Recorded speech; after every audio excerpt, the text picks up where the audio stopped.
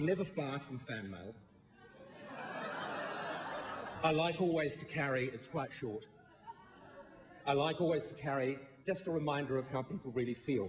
I would say at this point, as I read these few words, that these are the words of a very, very passionate fan. So you have to understand that the language, obviously, Phil Goff is here. How are you, Phil? You have to understand David Garrett is here too, but he's come under a different name. You have to understand that this is a very passionate fan, and so you'll have to read between the lines. Paul Henry, you were the most insulting little self-conceited little mongrel prick on TV. I would love Susan Boyle to shit on your ugly face. Pamela Anderson to give you AIDS, David Hasselhoff to punch you on the nose, preferably before Susan shits on you.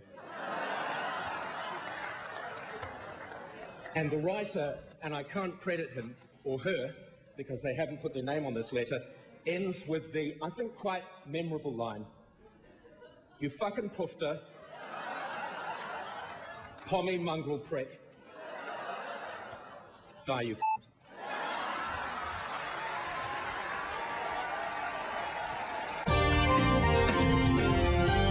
Some comments have been made about Rachel's outfits, and I'm going to ask Rachel about this in a moment, but you obviously got very, very close to those outfits, and some of them were stunning. Was it hard to keep your mind on the moves? Mate, I got to be honest, sometimes you're a dickhead, you know, like, who cares about your costume? You know, like, yeah, she looks stunning, and the dancing world, everybody's dressed in the same sort of stuff. Do they also, though, do the boys also wheel over you?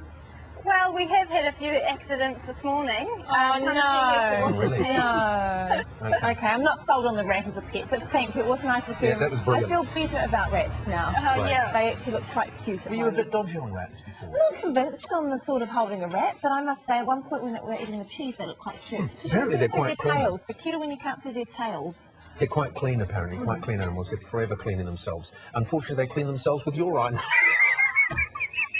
Anyway. Thank you, precious pup. It was a bit wheezy. You sound like a rat this morning. Anyway, we came quite a bit of feedback from you this morning.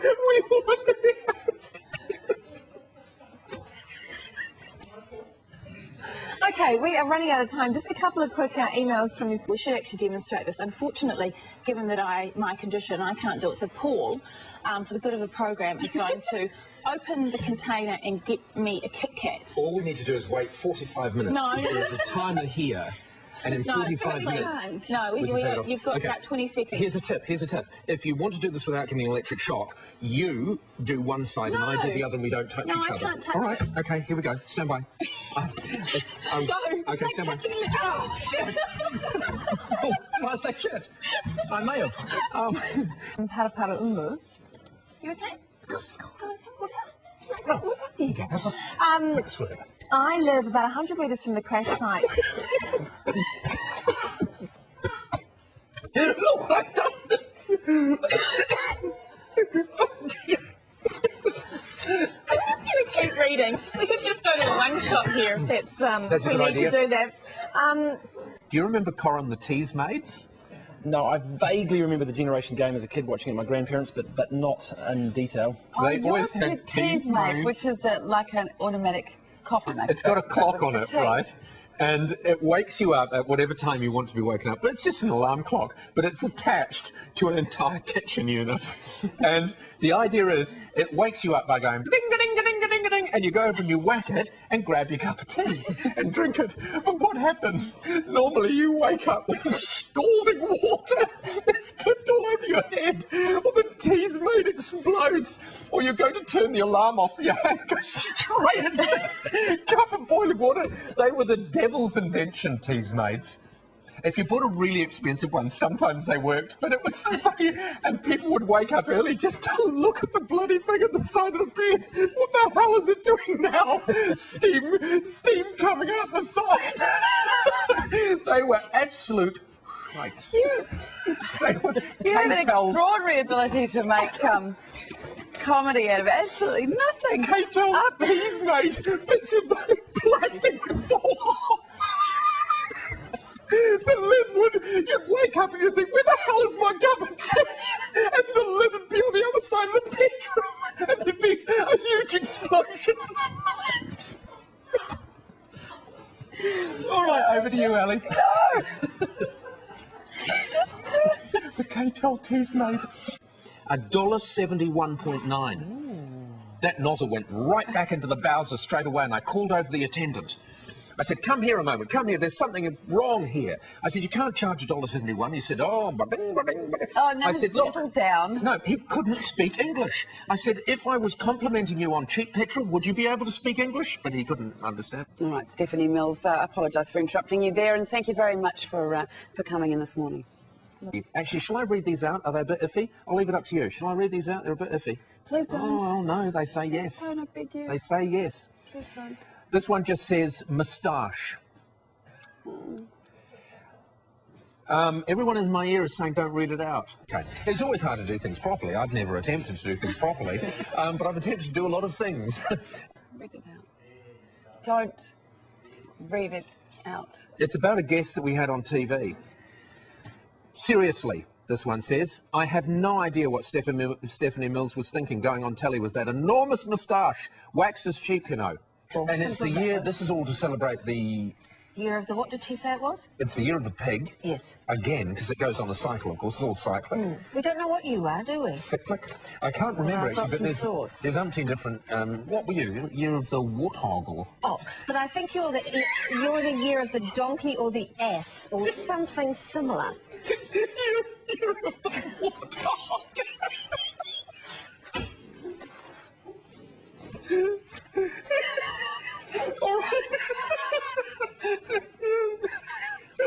Alrighty. What we should do now is have a look at the faxes. Why don't you go first? I'm not. No, go on, you go first. No, I'm having a sulk now. No, go on. Are you all right? That's good. Scientific research, my Arse. Thank you. Actually, I've got one like that as well. No, I have. Isn't anyone else outraged? That's funny. Oh, it was pretty good. Isn't anyone else outraged that the Japanese find amazing creatures in the sea? The Japanese do that all the time, don't they? The Japanese are always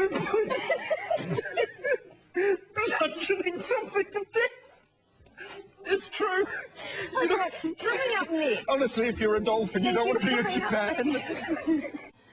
Are Mo's for female Greenpeace members standard issue?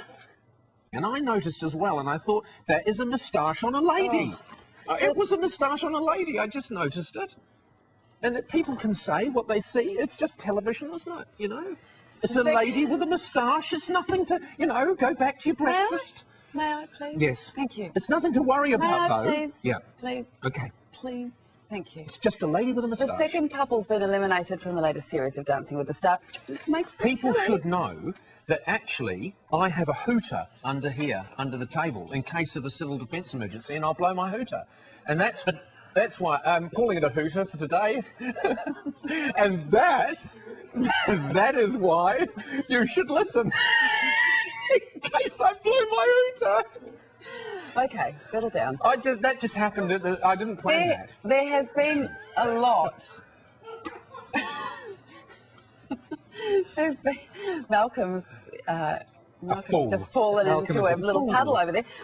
There's been a lot of very angry comments about you talking about the moustache issue, and I'm not going to read them all because some of them are really vile. How vile? Vile.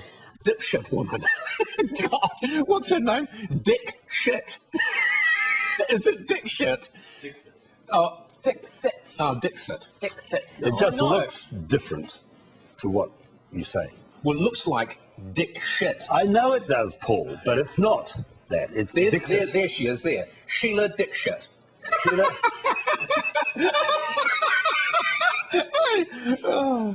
So how we asked Mrs. Dick Shit what the condition description of the apartments was like, well, they're a bit mucky. Anyway, so that's a bit funny, isn't it? Delhi Chief Minister Sheila Dixit.